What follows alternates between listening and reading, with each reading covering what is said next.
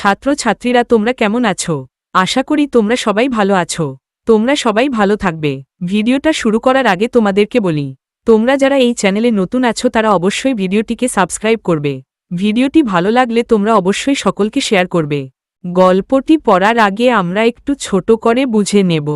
আশাপূর্ণা দেবীর এই কি করে বুঝব গল্পে দেখানো হয়েছে বুকু নামের একটা ছেলে সবসময় সত্যি কথা বলে।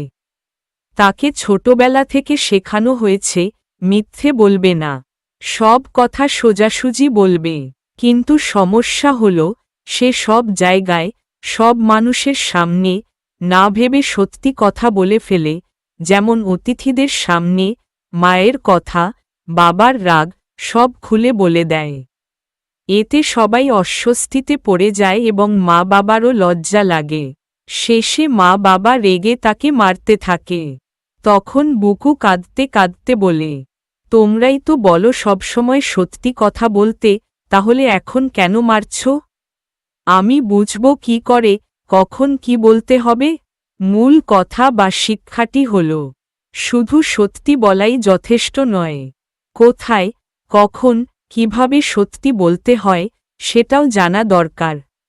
এখন আমরা গল্পটি পড়ব। 6 বছরের বুকু বাড়ির বাইরের রোয়াকে বসে খেলা করছিল।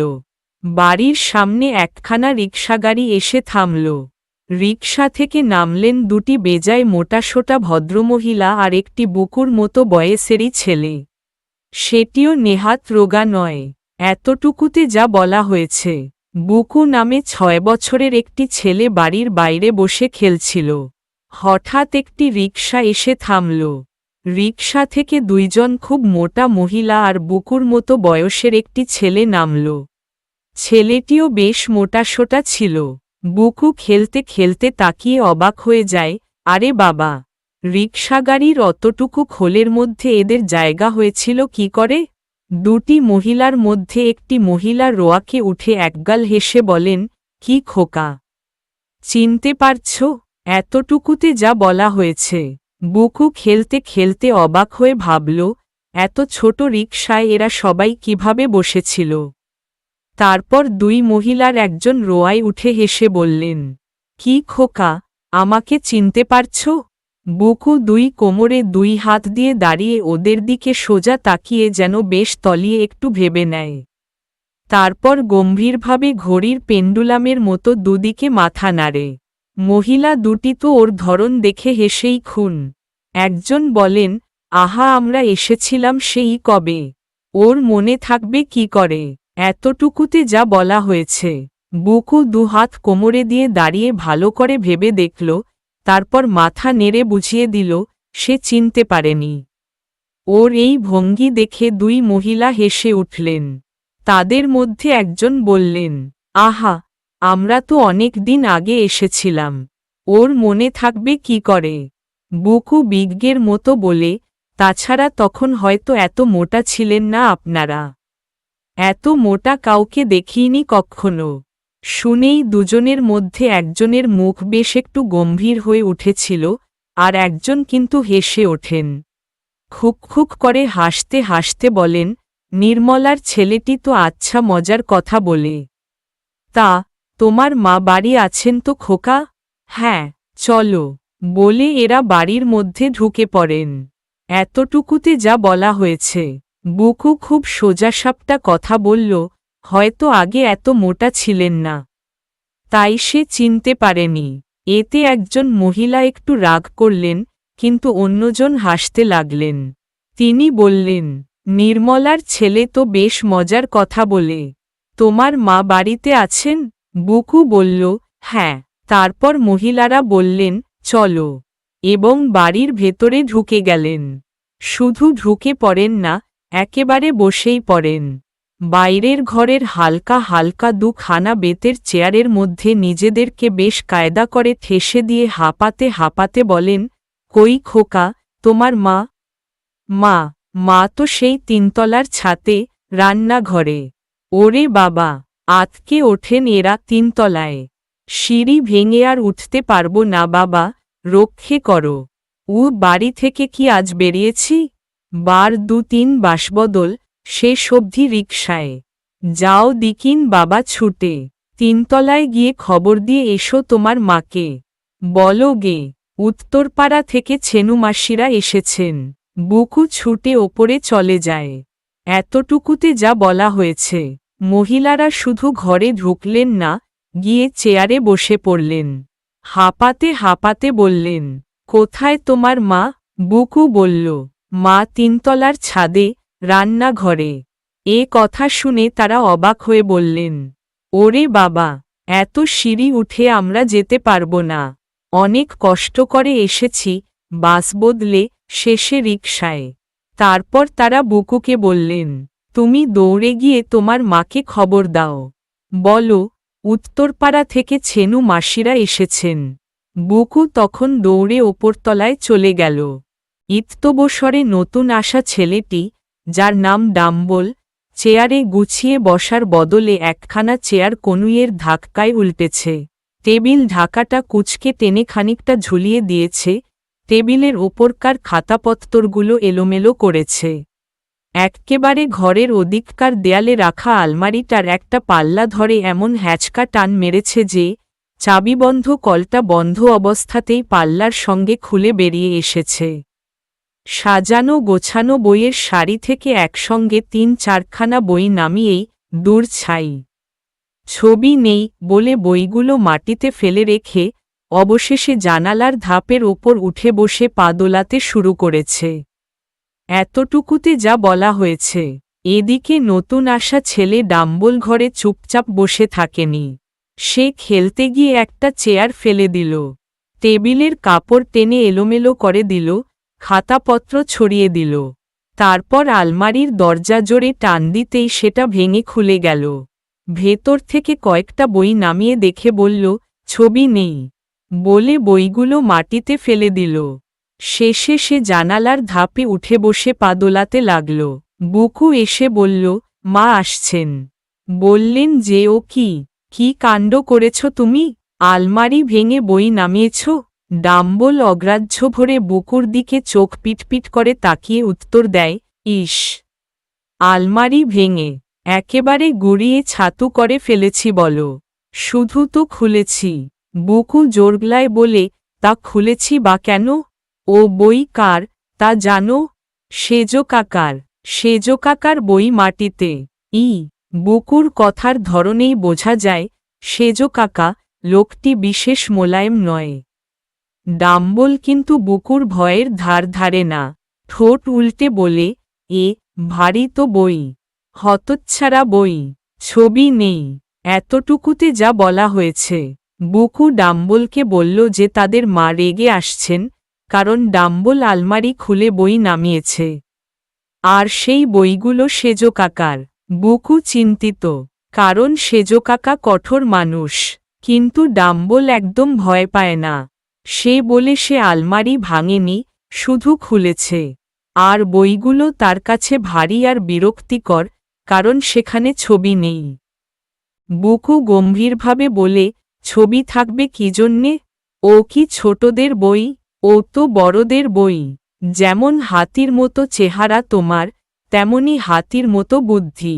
আচ্ছা আসুক না সেজো কাকা, মজা দেখিয়ে দেবেন একেবারে। পিঠের ছাল তুলবেন তোমার। মোটা মহিলা দুটি, যাদের মধ্যে একজনের নাম ছেনু মাসি আর অন্যটির নাম বেনু মাসি, তারা চোখ ড্যাব ড্যাব করে বুকুর কথা শুনছিলেন। এইবার রেগে গমগম করে ছেলেকে বললেন, ডাম্বল, বই তুলে রাখো। সব জায়গা নিজের বাড়ি নয়, বুঝলে? এইতেই ছেলেকে শাসন করা হয়ে গেল ভেবে নিশ্চিন্ত হয়ে তারা মনে মনে বুকুর মুণ্ডুপাত করেন। এতটুকুতে যা বলা হয়েছে। বুকু গম্ভীরভাবে ডাম্বলকে বলে যে বইগুলো ছোটদের জন্য নয়, তাই সেখানে ছবি থাকবে না। সে ডাম্বলকে নিয়ে একটু ঠাট্টাও করে, তাকে হাতির মতো বুদ্ধি বলে অপমান করে। তারপর বলে, সেজো কাকা এলে তাকে কঠিন শাস্তি দেবে। এই কথা শুনে পাশে থাকা দুই মোটা মহিলা, ছেনু মাসি আর বেনু মাসি, রেগে যান। তারা ডাম্বলকে বকেন যে সে যেন বই আবার জায়গামতো রেখে দেয়, কারণ সব জায়গা নিজের বাড়ির মতো ব্যবহার করা ঠিক না। এরপর তারা মনে করেন, ছেলেটাকে বকাবকি করেই তারা দায়িত্ব শেষ করেছে, আর মনে মনে বুকুর ওপরও একটু রাগ করে। কি অসভ্য ছেলে বাবা, কথা নয় তো, যেন ইটপাটকেল। ছেলেকে কি শিক্ষাই দিয়েছে নির্মলা। এইবার ঘরে এসে ঢোকেন বুকুর মা নির্মলা, আঁচলে ভিজে হাত মুছতে মুছতে। ঢোকা দেখেই বোঝা যায় কাজে ব্যস্ত ছিলেন। ঘরে ঢুকেই হৈ হৈ করে অভ্যর্থনা শুরু করে দেন ওমা। আমার কি ভাগ্যি, ছেনুমাসি বেনুমাসি যে, এতদিনে বুঝি মনে পড়ল, আমি তো ভেবেছিলাম ভুলেই গেছো আমাকে। সত্যি কতকাল পরে দেখা, কি আনন্দ যে হচ্ছে কি করে বলবো। এত ভালো লাগছে ছেনুমাসি। বুকুর মা যতক্ষণ কথা কইছিলেন, বুকু অবাক হয়ে ফ্যালফেলিয়ে মায়ের মুখের দিকে তাকিয়েছিল। কথা শেষ হতেই বলে ওঠে, ও কি মা, এই মাত্তর যে বললে বাবারে, শুনে গা জ্বলে গেল। অসময়ে লোক বেড়াতে আসা, ভালো লাগে না, এখন আবার ভালো লাগছে বলছো কেন? ছেলের কথা শুনেই বুকুর মারও মাথায় বজ্রাঘাত। এ কি সর্বনেশে ছেলে, এতটুকুতে যা বলা হয়েছে। ছেনুমাসি আর বেনুমাসি বুকুর কথা শুনে রেগে গিয়ে তাকে অসভ্য ছেলে বলে সমালোচনা করেন। তারা মনে করেন বুকুর মা নির্মলা ছেলেকে ঠিকভাবে শাসন করেননি। এই সময়েই বুকুর মা নির্মলা ঘরে ঢোকেন। তিনি তখন কাজে ব্যস্ত ছিলেন, তাই হাত আঁচলে মুছে দ্রুত ঘরে এসে হাসি মুখে ছেনুমাসি আর বেনুমাসিকে খুব আনন্দ করে স্বাগত জানান। তিনি বলেন, এতদিন পরে তাদের দেখে খুব ভালো লাগছে। কিন্তু বুকু অবাক হয়ে মাকে বলে ফেলে, মাত্র একটু আগে তো মা বলছিলেন যে হঠাৎ লোক এলে বিরক্ত লাগে, এখন আবার বলছেন খুব ভালো লাগছে। এ কথা শুনে বুকুর মা খুব লজ্জা পান ও রেগে যান। তিনি বুঝতে পারেন ছেলে তার কথাই ধরে ফেলেছে এবং প্রকাশ করে দিয়েছে। তিনি না হয় বলেই ফেলেছেন দুটো কথা, তাই বলে এমনি করে হাটে হাড়ি ভেঙে দেবে? ওদিকে ছেনু বেনু দুই বোনের দুই দুগুণে চারটি চোখ কপালে উঠে গেছে। তারা বলে কত তোড়জোড় করে সেই উত্তরপাড়া থেকে ভবানীপুরে ছুটে এসেছেন পাতানো বঞ্ঝিটির সঙ্গে দেখা করতে, আর তার কাছে কিনা এই অভ্যর্থনা। এদিকে বুকুর মারও যে সিনেমার টিকিট কেনা রয়েছে, তা তো আর এরা জানেন না। সে কথা অবিশ্বাসী ফাঁস করেন না বুকুর মা, ছেলের কথার উপর ঝাপটা মেরে বলেন, কি শুনতে কি শুনিস হতভাগা ছেলে, যা হয় বললেই হলো। এতটুকুতে যা বলা হয়েছে। বুকুর মা ভাবলেন, তিনি তো শুধু হঠাৎ দু একটা কথা বলেছিলেন, তাই বলে ছেলে সেটা সবাইকে এমনভাবে বলে দেবে? এদিকে ছেনুমাসি আর বেনুমাসি খুবই অবাক ও কষ্ট পেলেন। তারা অনেক দূর থেকে আনন্দ করে বুকুর মায়ের সঙ্গে দেখা করতে এসেছিলেন, কিন্তু এখানে এসে এমন অভ্যর্থনা পেয়ে হতাশ হলেন। আসলে বুকুর মা সেদিন সিনেমার টিকিটও কেটেছিলেন, তাই একটু তাড়াহুড়ো ছিল, কিন্তু সেটা তিনি কাউকে জানান না। তিনি রেগে গিয়ে ছেলেকে বকেন এবং বলেন, যা শুনেছিস সব কি আর সত্যি করে বলতে হয়? ছেনুমাসি চালতা চালতা গাল ফুলিয়ে তালের মতো করে গম্ভীরভাবে বলেন, আহা, তা ছেলেকে গাল দিচ্ছ কেন নির্মলা? সত্যিই তো অসময়ে এসে পড়ে কাজের ক্ষতি করে দিলাম। বুকুর মা ব্যাকুল হয়ে বলেন, কিচ্ছু না মাসিমা, এ সময়ে কোনো কাজ থাকে না আমার, এখন বিকেলবেলায় আবার এত কি কাজ? কিন্তু বুকু শেষ করতে দেয় না। টপ করে তাড়াতাড়ি বলে ওঠে, বাহ, কাজ নেই কি? এখনই তো গাদা গাদা কাজ। সিনেমার টিকিট কেনা রয়েছে না আমাদের? বাবা এলেই তো চলে যাব, তাড়াতাড়ি রুটি টুটি সব করে নেবে না? এতটুকুতে যা বলা হয়েছে। ছেনুমাসি মুখ ফুলিয়ে বলেন যে তিনি আশায় যদি কাজের অসুবিধা হয়ে থাকে, তাহলে ছেলেকে বকাবকি করা ঠিক না। বুকুর মা দ্রুত বলেন যে কোনো সমস্যা নেই, বিকেলে তার তেমন কাজও থাকে না। কিন্তু বুকু আবার কথা কেটে দিয়ে সত্যিটা বলে ফেলে, মা আসলে সিনেমায় যাওয়ার জন্য টিকিট কেটেছেন। বাবা এলে তারা সিনেমায় যাবে, তাই তাড়াতাড়ি রান্না করতে হবে। অর্থাৎ বুকু আবারও মায়ের গোপন কথা সবাইকে বলে দিয়ে পরিস্থিতি আরও অস্বস্তিকর করে তোলে। এত তাড়াতাড়ি কথা বলে বুকু, তাকে আর কথার মাঝখানে থামানো যায় না। এরপর যদি বুকুর মা কালো ছেলের কান মলে লাল করে ছাড়েন, দোষ দেওয়া যায় তাকে? কান মলে দিয়ে ধমক দেন, যা বেরো হতভাগা লক্ষ্মী ছাড়া ছেলে। ভূতে পেয়েছে নাকি আজকে? সত্যি এ ছেলেকে ধরে আছাড় মারলে রাগ যায়। তোমরাই বলো ছেনুমাসি, কেবল বানিয়ে কথা বলে। বুকু চলে যেতে বুকুর মা ডাম্বলকে নিয়ে পড়েন। ওমা ডাম্বল যে, দেখিনি এতক্ষণ, এত বড় হয়ে গেছে, আর কি সুন্দর দেখতে হয়েছে। বেনু মাসি, তোমার এই ছেলেটিই বোধহয় সবচেয়ে ফর্সা, তাই না? এতটুকুতে যা বলা হয়েছে। বুকু খুব দ্রুত কথা বলে এবং তাকে থামানো যায় না। তাই সে আবারও এমন কিছু বলে ফেলে যাতে তার মা খুব রেগে যান।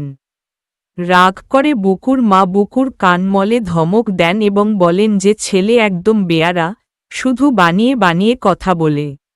তিনি ছেনুমাসিকে জিজ্ঞেস করেন, এভাবে কথা বলায় কারো রাগ না উঠে পারে? এরপর বুকু চলে গেলে তিনি মনোযোগ দেন ডাম্বলের দিকে। আগের রাগ যেন এক মুহূর্তে বদলে যায়। তিনি ডাম্বলকে খুব আদর করে বলেন যে সে কত বড় হয়ে গেছে এবং কত সুন্দর দেখতে হয়েছে। এমনকি বেনুমাসির ছেলের প্রশংসাও করেন যে সে খুব ফর্সা।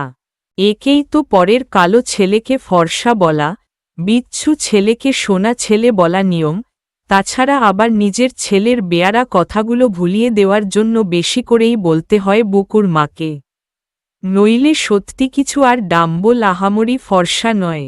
বেনুমাসি এবারে একটু প্রসন্ন হয়ে বলেন, না ডাম্বলও ছেলেবেলায় ওইরকম ছিল।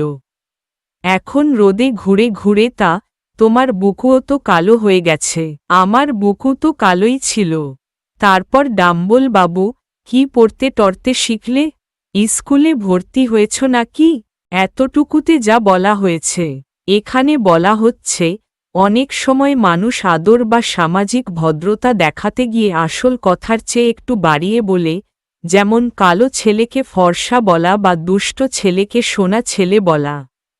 বুকুর মা ও তাই ডাম্বলের খুব বেশি প্রশংসা করছেন, মূলত বুকুর বলা কথাগুলো ঢেকে দেওয়ার জন্য। এই সময় বেনুমাসি একটু খুশি হয়ে বলেন, ছোটবেলায় ডাম্বলও এমনই ছিল, এখন রোদে ঘুরে তার রং একটু গাঢ় হয়েছে। আর বুকুও ছোটবেলায় ফর্সা ছিল না। এরপর বুকুর মা ডাম্বলকে জিজ্ঞেস করেন, সে পড়াশোনা করছে কিনা, স্কুলে ভর্তি হয়েছে কিনা। বেনুমাসি কি বলতে যাচ্ছিলেন, ডাম্বল তোড়বড় করে বলে ওঠে, কাঁচকলা। স্কুলে ভর্তি করে দিলে তো। আমার বাবাটি যে হারকেপ্পন। বলেন, 7 বছরের ছেলের স্কুলের মাইনে 7 টাকা। পারবো না দিতে। পড়ে দরকার নেই, চাষবাস করে খাবে। এবারে বেনুমাসির মুখ চুন। ছোট ছেলেদের সামনে যথেচ্ছ কথা বলার ফল টের পান। ছোট বোনকে সামলাতে ছেনুমাসি হি হি করে হেসে বলে ওঠেন, তোর ছেলেটা কি পাকা পাকা কথা শিখেছে বেনু। শুনলেই হাসি পায়। বাব্বা, ছেলের মুখে যেন খই ফুটছে। এতটুকুতে যা বলা হয়েছে। বেনুমাসি কিছু বলতে যাচ্ছিলেন, কিন্তু ডাম্বল তাড়াতাড়ি বলে দেয় যে তাকে স্কুলে ভর্তি করা হয়েছে না। কারণ তার বাবা স্কুলের ফি দিতে চান না। তিনি বলেন, এত ছোট ছেলের জন্য এত টাকা দেওয়া সম্ভব না। তাই ডাম্বলকে পড়াশোনা না করিয়ে চাষবাস শিখিয়ে বড় করা হবে। এই কথা শুনে বেনুমাসি একটু অস্বস্তিতে পড়ে যান। তখন ছেনুমাসি পরিস্থিতি সামলাতে হেসে বলেন, ডাম্বল খুব পাকা পাকা কথা বলে, যেন তার মুখ থেকে কথার ঝর্ণা বেরোচ্ছে। ইত্যবসরে বেনুমাসি ধাতস্থ হয়ে উঠেছেন। তিনি বললেন, আজকালকার সব ছেলেই ওইরকম, দিদি। এই এক্ষুনি দেখলে না, নির্মলার ছেলে বুকু, ডাম্বল বই দুখানায় একটু হাত দেবার জন্যে কিরকম শাসালো। বলে কিনা যেমন হাতির মতো দেখতে, তেমনি হাতির মতো বুদ্ধি।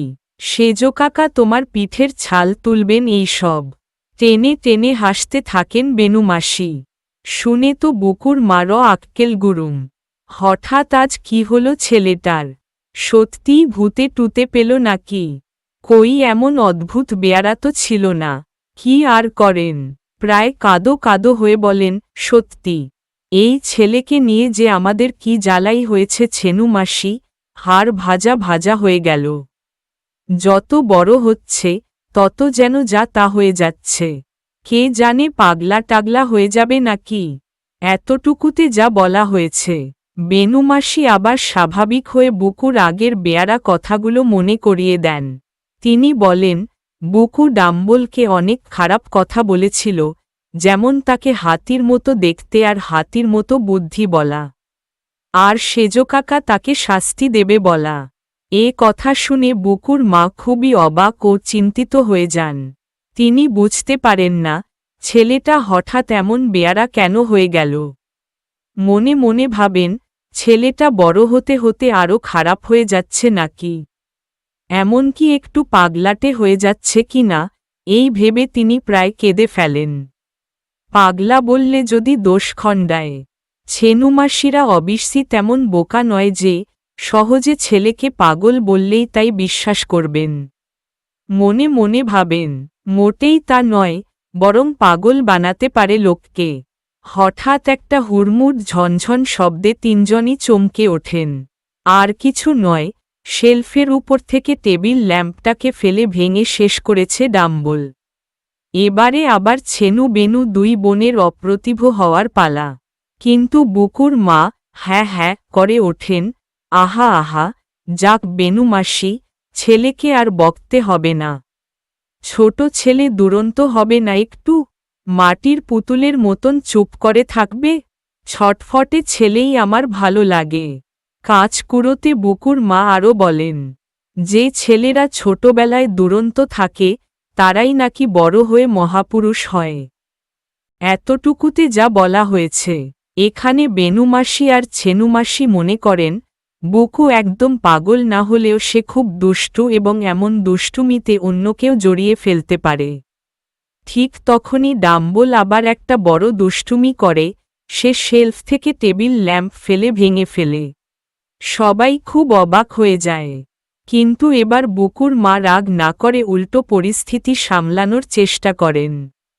তিনি বলেন, ছোট ছেলেরা একটু দুষ্টু হবেই, সেটা স্বাভাবিক। তিনি ডাম্বলকে আর বকাবকি না করতে বলেন। তিনি আরও বলেন, ছোটবেলায় যারা খুব চঞ্চল থাকে তারাই নাকি বড় হয়ে ভালো মানুষ বা বড় মানুষ, মহাপুরুষ হয়। তারপর গল্প চলে, যত সব মেয়েলি গল্প আর কি। কবে মেয়ের বিয়ে হলো, কাদের বউয়ের কি কি গয়না হলো, শাড়ির আজকাল কিরকম জলের দর হয়ে গেছে। ছেনুমাসিরা তো আলমারি বোঝাই করে ফেলেছেন শাড়ি কিনে কিনে। বুকুর মা রাখছেন না কেন এই বেলা এইসব আলোচনা। গল্প থামাতে হয়। বুকু আর বুকুর সেজ খুড়িমা দুজনে মিলে অতিথিদের জন্যে চা আর খাবার নিয়ে আসেন। বড় বড় রাজভোগ, ভালো ভালো সন্দেশ, সিঙারা, নিমকি।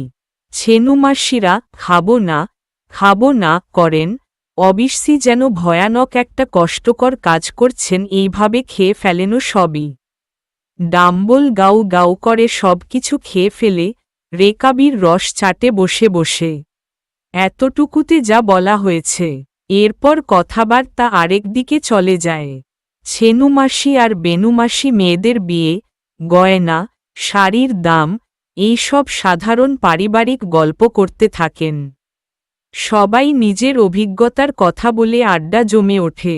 এর মধ্যে বুকু আর সেজ খুড়িমা অতিথিদের জন্য চা আর নানা খাবার নিয়ে আসে, মিষ্টি, সিঙারা, নিমকি ইত্যাদি। ছেনুমাসিরা প্রথমে ভদ্রতার জন্য বলেন যে তারা খাবেন না, কিন্তু শেষে সবই খেয়ে ফেলেন। আর ডাম্বল তো একেবারে উল্টো, সে লজ্জা না পেয়ে অনেক মজা করে সব খেয়ে ফেলে। এমনকি রেকাবির পাত্রের রস পর্যন্ত চেটে নেয়।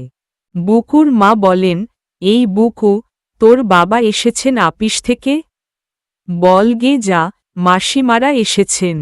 তা বাবা খুব জানেন, সেই জন্যেই তো চটে মটে লাল হয়ে বসে আছেন। বললেন খুব যা হোক, ছেনুমাসিরা বেড়াতে আসার আর দিন পেলেন না। আমাদের সিনেমার টিকিটগুলো পচাবার জন্যে বেছে বেছে আজই আসতে ইচ্ছে হলো। হায় হায়, কি করবেন বুকুর মা? ছেলেকে চর কষাবেন, নিজেরই গালে মুখে চড়াবেন? এ আবার কি ভীষণ শত্রুতা শুরু করেছে আজ বুকু। আর কি বলে মুখরক্ষা করবেন নিজের? শুধু মনে মনে ভাবতে থাকেন, এরা একবার উঠলে হয়। ছেলের হার একঠাই মাস একঠাই করে ছাড়বেন। এতটুকুতে যা বলা হয়েছে। বুকুর মা বুকুকে বলেন, তার বাবা অফিস থেকে এসেছে কিনা, আর এসে থাকলে যেন জানানো হয় যে মাসিমারা এসেছে। কিন্তু বুকু আবার উল্টে কথা বলে ফেলে। সে বলে, তার বাবা নাকি খুব রেগে আছেন, কারণ মাসিমারা এমন সময় এসেছে যখন তাদের সিনেমার টিকিট নেওয়া আছে, তাই পরিকল্পনা নষ্ট হয়ে যাচ্ছে। এই কথা শুনে বুকুর মা খুবই বিপাকে পড়ে যান। তিনি বুঝতে পারেন না কিভাবে পরিস্থিতি সামলাবেন, ছেলেকে মারবেন নাকি নিজেকেই সামলাবেন।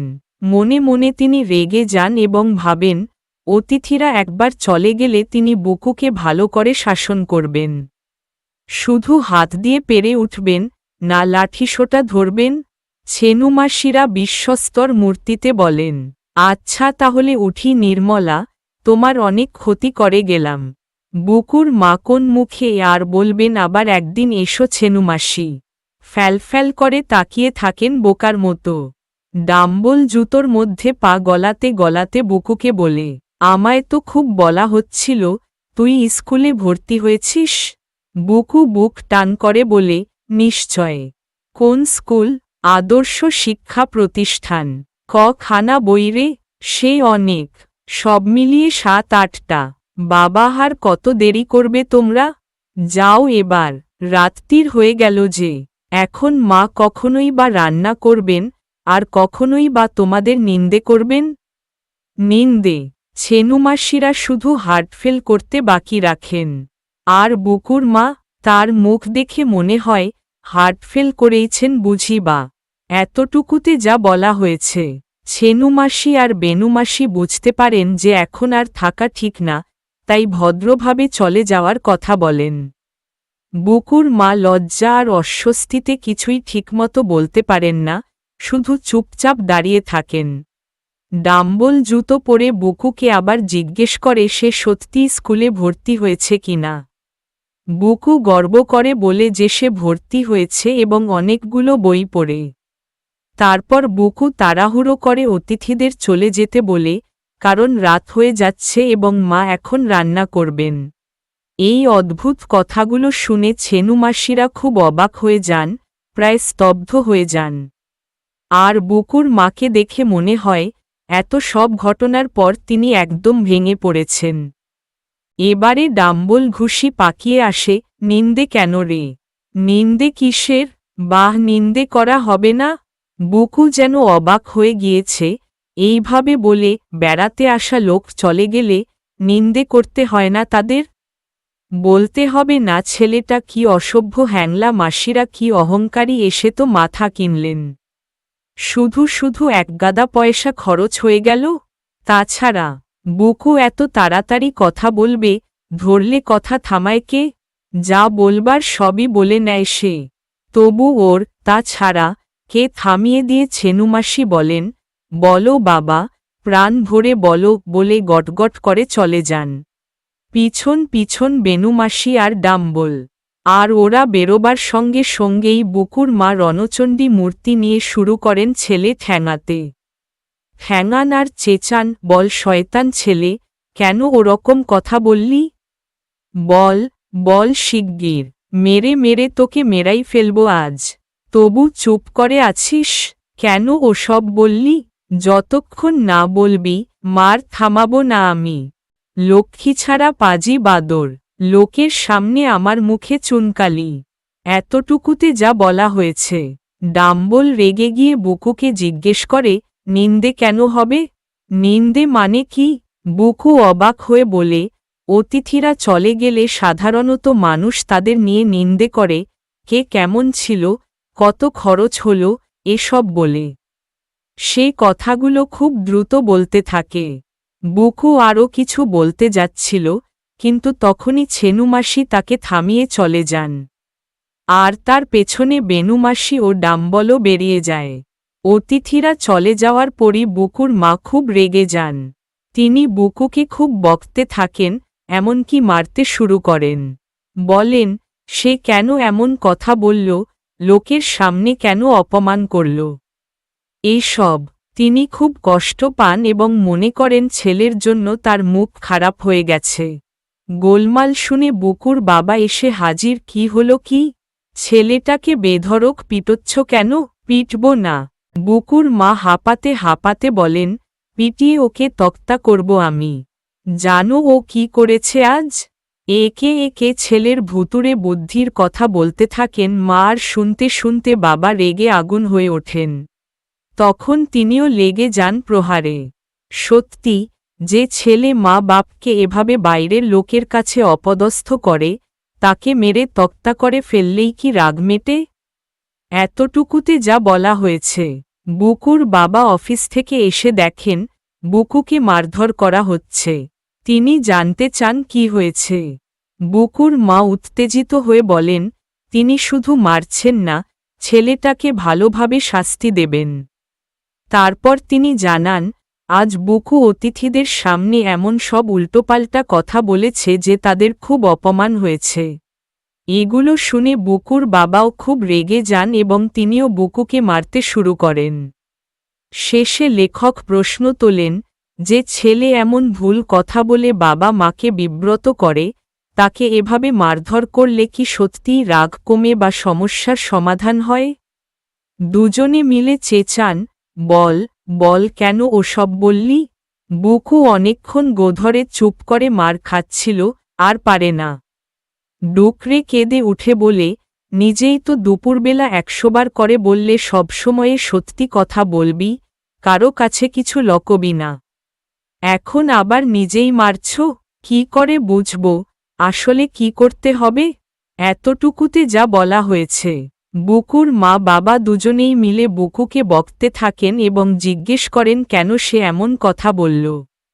বুকু প্রথমে চুপ করে মার সহ্য করছিল, কিন্তু আর না পেরে কাঁদতে কাঁদতে বলে, তার মা তাকে সবসময় শেখাতেন সত্যি কথা বলতে, কিছু লুকাতে না। কিন্তু এখন সেই সত্যি কথা বলার জন্যই তাকে মার খেতে হচ্ছে। তাই সে বুঝতে পারছে না আসলে তাকে কি করতে হবে, সত্যি বলবে নাকি চুপ থাকবে।